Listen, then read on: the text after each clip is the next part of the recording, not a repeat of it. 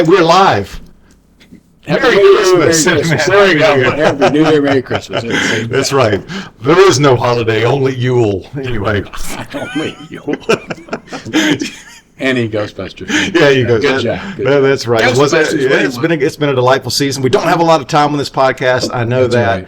Right. We're recording this on January the 4th, 2024, and the dicastery for the Doctrine of the Faith have issued a statement concerning the reception of the Fiducia Supplicans, which we talked about, 3 weeks ago? Yes. Which most people will understand that as a declaration about blessings and everything else, and this is to provide clarity. But really quick,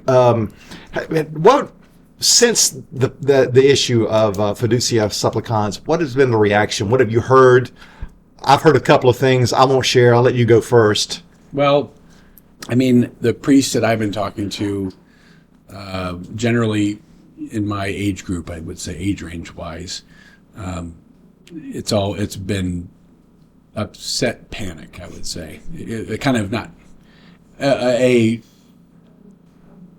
trajectory of between just being upset, maybe confused, and then just kind of maybe a little panicky. Mm-hmm. And a lot of it's fueled by, I think, the media and the wrong interpretations from the left and the right on what the document is. The unfortunate reality that and I think the priests I've spoken to, I think have read the document. But I think, again, it's very difficult for maybe young clergy today in America, in the United States, to read things from Pope Francis with a fresh mind and a fresh outlook. So I think if that's colored by an ideology, which we can all be guilty of, and I don't fault people for that it's going to be hard to read this with a calm spirit, which is what the Pope has asked for. Now, the reaction in at least the United States, I would say, just generally speaking, from just the hubbub of social media, has not been one of calm, and has generally been one of maybe finger pointing of, you see there, he's done it. He's finally gone over the edge. He's asking us to bless sin, or it's going to create nothing but confusion and whatnot. Mm-hmm. So, I mean, it is a challenging document on some level in the sense of getting us to think about blessings as priests. Which, no, someone said we don't need this. We bless all the time. We never have to think about it. Well, now we are thinking about it. So I guess that's a new approach. Well, that's what we're going to get into. That's really the only thing that is new. But the declaration is on blessings, so I think that's the context. It's on blessings. It's not on couples. Mm-hmm. It's not a document on marriage, mm-hmm. per se. Mm-mm. It treats the doctrine of marriage, which is firmly established and infallible teaching of the Church, upheld mm-hmm. clearly in the document. And it does put things on priests and bishops. This is something that it puts on priests and bishops, deacons too. They can give blessings in certain circumstances. I think they can do shorter blessings of things with the liturgy in the books there. And for the faithful at large, because the faithful have to begin to understand when blessings are given, and if they hear about a priest blessing a couple in their regular situation, a quick blessing or a couple that's a same-sex couple, that he's not being a heretic, that he's not, oh, look there, he's defected from the faith. So there is a new understanding that's being presented to the universal church that's been broadened, not changed, because it's awakened the reality of what blessings are. Nothing is being said that changes how blessings are given. It's clarifying how blessings are given and in what manner. Yeah, I know there was a couple of friends of mine who had converted shortly after I did. They were very upset and confused about this statement. I'm just going to call it the statement or the declaration. Right. And because it is a magisterial text. and that's one of the things I said is that we have to understand that this was a magisterial document. Right. Now, what we do in this case is that we surrender the will and the intellect to this. We obey. And I was sent a link to a priest who preached about the Declaration around Christmas Eve, if not on Christmas Eve. And I listened to it, and I was mostly troubled by the implications he made in his homily, especially that this is a bad pope. And I just said, he didn't say it that way. He just said, remember, everyone, that if you look at the history of the Catholic Church, great saints are made during periods of bad popes. And this could be a period where great saints arrive. And what you're really saying is that this is a bad pope, and making insinuations about the document and about Pope Francis that he can't prove, namely that he's naive. And so I'm listening to this and like, there's just no rationale. We're not rational right now. We're reacting. Right. I was mostly just troubled by that. And again, my comment was, does this priest understand that this was a magisterial document? This is not something that you just kind of mock. And then pillory the Pope as being naive and out of touch, although well-intentioned. So this statement that just was issued today tries to bring even more clarity. And I mean, I sum it up as it's saying to the world, everybody just relax. Be calm. Be calm and relax. The document, this statement from the dicastery, the doctrine of the faith, on fiducia supplicans, that was issued 19 December, or whatever it was, 19 December, it does show, in fact, that obviously there's been misinterpretation, not just in our own country, but just maybe in many, many countries. Yeah. Or the ways in which people are responding to the ways in which people are responding about to the document, to the declaration, rather. So I think it's timely. I think it was helpful that this did come so soon after. It shows that the Vatican and the Holy Father have been taking the responses of people seriously, but they're all over the gamut. They're all over the place. You know, he's a heretic. We're blessing sin. Yeah. This is blasphemy, or others are saying this is a free way to blessing unions. Yes, a slippery slope. Come one, come all, and on the other side of the spectrum, we have a priest who was in the New York Times, who apparently contacted the Times and organized a photo op for a blessing and made a big deal of that. Mm-hmm. And the document clearly says, I mean, I don't know. Don't make it formal, and it cannot be ritual. Agree with the document. The document does not support that approach. I mean, you can't interpret it as that being the case. It's true. This response today from the dicastery reaffirms: don't make it a spectacle. Right. Well, don't do anything that projects the confusion that you might be blessing the union. I mean, right. that's the foundations of whatever you do. Be simple, be brief, be pastoral, but always keeping in mind, what I'm about to do going to give the impression that I'm blessing the union? The priest has to keep that in mind. The ministry has to keep that in mind at all times, being pastorally charitable, but also don't call the paper, don't have photo ops, and don't do it in the church, and don't do it in any way that says this is going to project that, hey, we're condoning a sinful lifestyle. All right, that's right. Well, let's read some of the sentences for our people here who are listening. This is the statement released today. You can read, it's only about 4.5 pages, but just a couple of quotes that I'm going to bring out here. Quote, "This declaration remains firm on the traditional doctrine of the Church about marriage, not allowing any type of liturgical rite or blessing similar to a liturgical rite that can create confusion. Such is also the meaning of the responsum of the Congregation for the Doctrine of the Faith, which states that the Church does not have the power to impart blessings on unions of persons of the same sex." There is no room to distance ourselves doctrinally from this declaration, or to consider it heretical, contrary to the tradition of the Church, or blasphemous. So one of the things that I have heard other commenters say about the declaration itself is that actually it just doubles down on the definition of marriage. It's pretty clear what marriage really is. It's not changing anything. And let's bring that out, is that it's the document says that marriage is exclusive, stable, and indissoluble union between a man and a woman, naturally open to the generation of children. And what contradicts it are inadmissible. So right. That is very clear. Very, very clear. And it's grounded in the perennial doctrine, Catholic doctrine of marriage. And it's only in this context, this is also important. It is only in this context. What is the context? The doctrine of marriage, the perennial Catholic doctrine of marriage. It is only in this context that sexual relations find their natural, proper, and fully human meaning.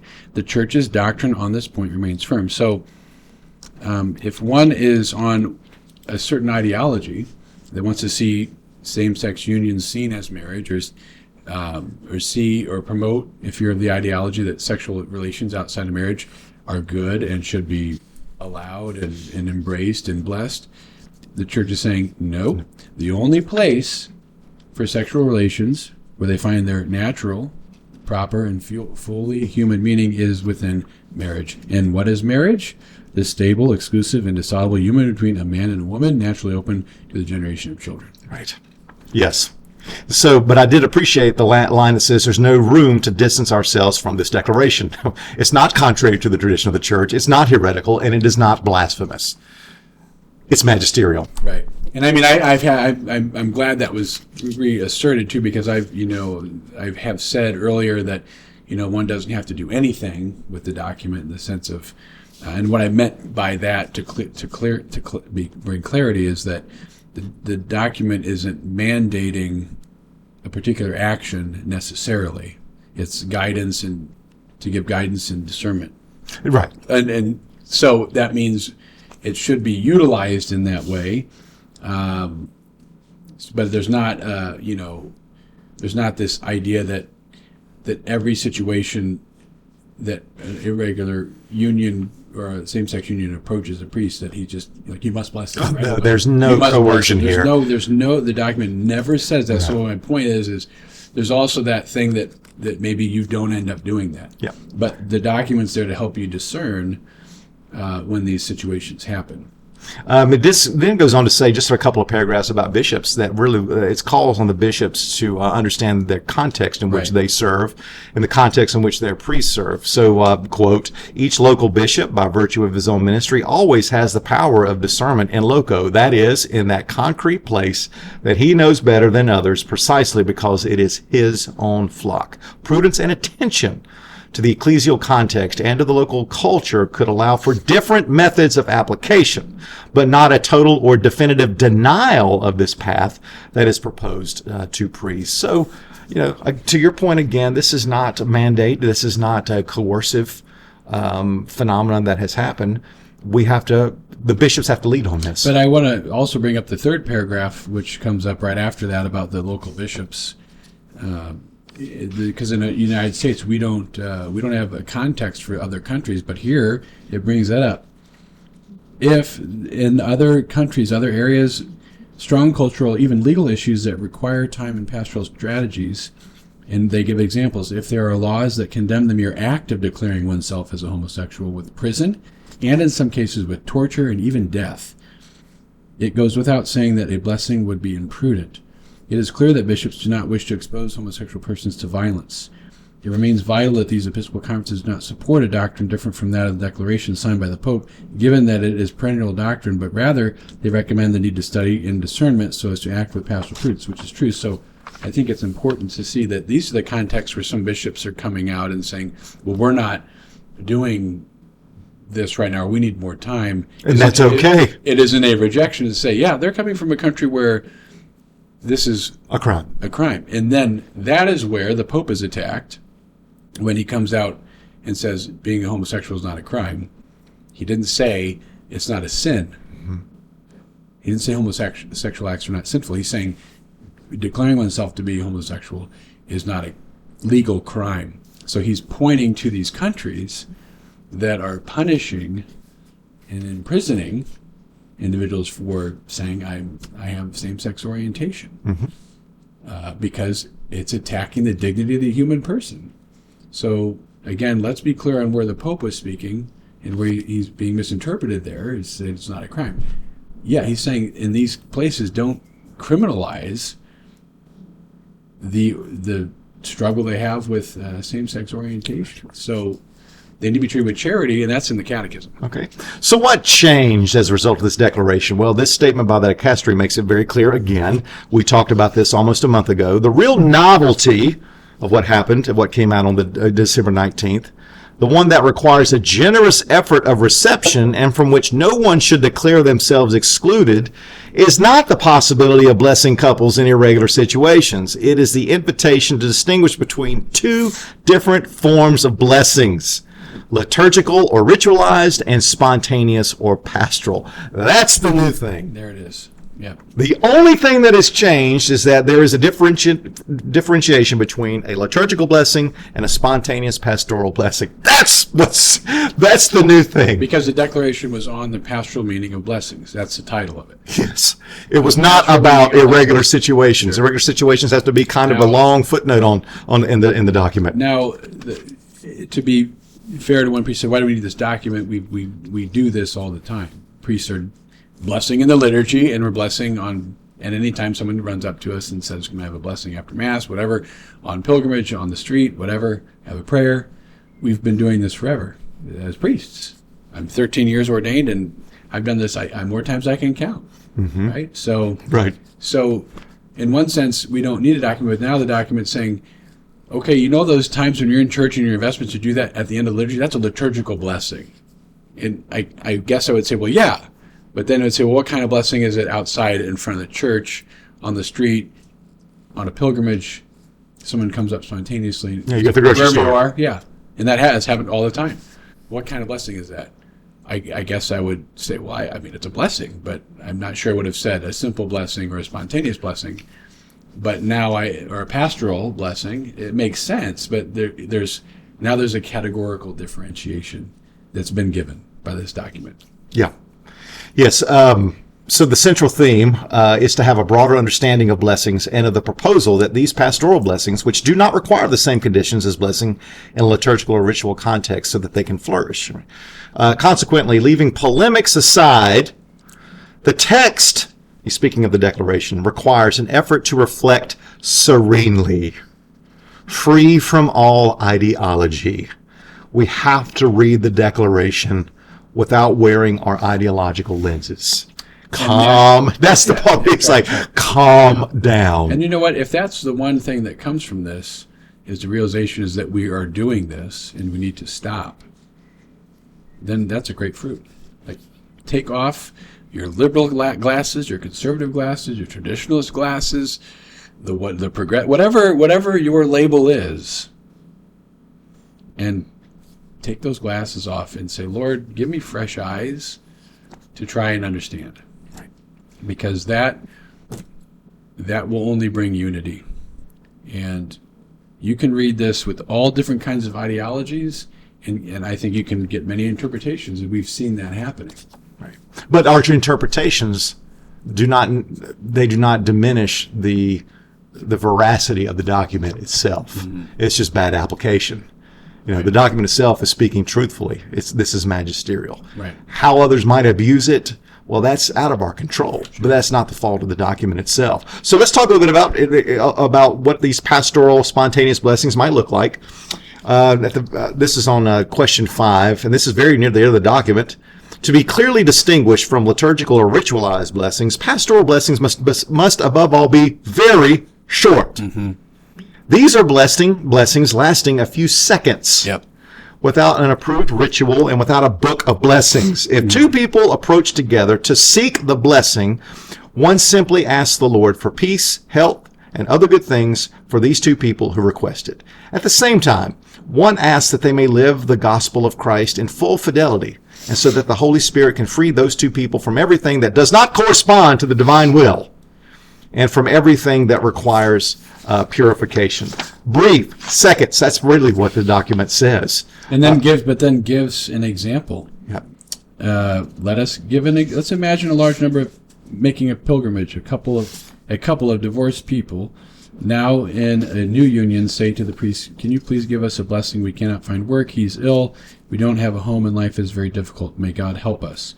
In this case, the priest recites a simple prayer like this, and then here it is. Lord, look at these children of yours, grant them health, work, peace, and mutual help. Free them from everything that contradicts your gospel, and allow them to live according to your will. Amen. And then he concludes with the sign of the cross on each of the two persons. Now, see there? It's not over the. There's that, and I had always thought of that. I said, you bless them individually, together. In that sense, why would you do that? So that you don't look like you're blessing the union. So they're right in that example, and that's 15 seconds. And he says, we're talking about something that lasts 10 to 15 seconds. That's what the document says. Let's get really specific for those who need a very practical example. So I appreciate it. I do. It literally says, here's the one sentence blessing, and you make the sign of the cross over each of them, and then in 15 seconds it's over with, and most people shouldn't even know it happened because it shouldn't even draw any attention. Right. Should be seconds long. Mm-hmm. So this spontaneous blessing that you have just given an example of at the very top, this non-ritualized form of blessing with the simplicity and brevity of its form does not intend to justify anything that is not morally acceptable. Obviously, it is not an approval or ratification of anything either. It is solely the response of a pastor towards two persons who ask for God's help. Therefore, in this case, the pastor does not impose conditions and does not inquire about the intimate lives of these people. You can't be the police for every person who asks for a blessing, basically, is what it's saying. Right. Yeah. This is, I like in the outrage. This is Southern snowstorm hysteria. we got an inch of snow coming, and all of a sudden it's a meltdown. Right. That's a good comical way of looking at reality. We should have a sense of humor about it. Right. Really should. Just everyone needs to remain calm and use their heads. Yes. And try to think through this. And I think the reality is it's really very simple that the Holy Father is avoiding this notion that the church is closing the door in the face of any human person who's trying to find God. And that's underlying this whole thing. And you know what we're not talking about, what's not being talked about, and maybe it is and I'm not hearing it, and I'm certainly not trying to keep up with any of this stuff. I'll say nothing has happened from my pastoral experience in 13 years that I can recall. I've never had any couple in irregular union or a same-sex couple come up and ask you to bless their union or bless them at all that I can recall, specifically outside of a larger gathering or something like that. And because this document has happened, I have not heard from any of my brother priests, and I was with some of them a few days ago, and they're in different parishes and dioceses. I have heard that nothing's happened. So was there this big, grouping of people coming up? No. Nothing. So, and it was Christmas weekend. So if there was ever going to be a time for the solicitation of said simple blessings and the idea of wrongly assuming that we can bless gay unions, nothing has come out of that I've seen from my own experience. So what happened here? Nothing changed. I experienced no new encounters or no new requests that seemed to be related to this at all. And so what I'm getting at is what we're not talking about is, well, okay, how are the people in irregular unions and in same-sex unions going to hear the gospel? How is it that the Catholic Church is to be a beacon for them to find Christ? So right now, at least in this nation, I feel that we live with this ostracization experience. That in the United States, the pervading message is if you are in a same-sex union, you are unwelcome here. Don't come in the door. Don't come to church. Don't pray and worship unless you've already broken off this sinful lifestyle, right? Reform first and then come see us. I mean, that's my experiential opinion. So I'm blanketing that statement with that comment. It's my opinion from experience. But that is a who is responsible? Who is responsible for helping all souls come to Christ? The Catholic Church is the only institution on the planet that is responsible for helping people come to salvation. Okay, so we can argue about blessing styles and where and when. I mean, we can have all this, but in the end, the question is, well, they're not coming here that I know of at all. So I don't know where they're going or what gospel they're hearing, but they aren't coming here that I'm aware of. So are we supposed to be okay with this as a church? Are we supposed to be okay with this in the United States? That they're not coming. Right. Are we supposed to be okay that there's this factioning that's here? Well, I mean, and it's supported by society, and I'm not saying, I'm not blaming us necessarily, that it's very divided. It's, you've got LGBTQ communities and there is this divisiveness about the whole thing. And so how is the church ever to reach out? And in the underlying context for all of this is the church is saying, okay, so maybe a couple in a same-sex union approaches a priest spontaneously for a well-intentioned request for a blessing for peace, health, and to seek Christ. And if that were to happen, what a travesty it would be if a priest or a minister shut the door on them and then shut them out, and then they never come back again because they got the courage up one day to cross the line, or whatever I'm going to say, right? Where the priest is like, I can't do anything. I feel like if I do it, I'll be a heretic. I'll be So there's just this, we just can't talk. We just can't encounter each other at all. I don't know where the basis of encounter is going to be happening. Right. And this blessing request is a form of encounter. Yes. And the Pope is trying to say there is a possibility that this encounter can bring them to the Lord and to bring them into the way of discipleship. Which is what we exist for. Precisely. So we can't just say a big no to absolutely every possible request, or to assume that the only request is, well, we want our union blessed.